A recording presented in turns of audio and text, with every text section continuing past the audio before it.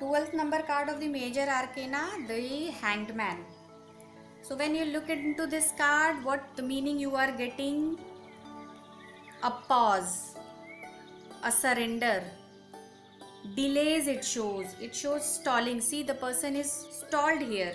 He is not able to move, he is stuck. Resistance also sometimes it shows, and it shows indecision also. You are not in a position to take any decision.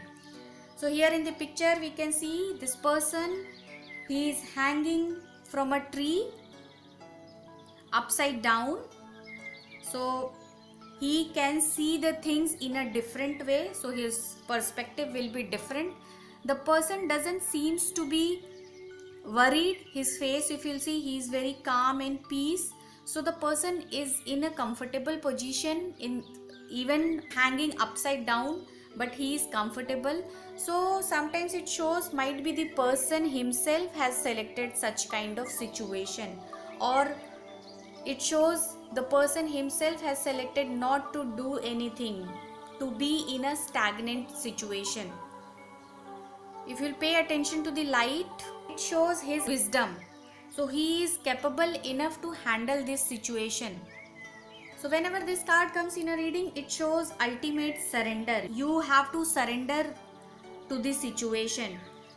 Don't try to control the situation. No anxiety, no tension. You need to release the old habits. Some changes is required.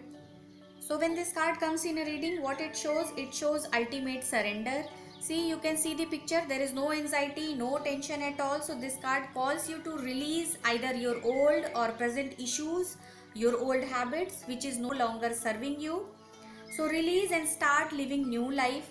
Start seeing the things in a new way. Your new perspective is required.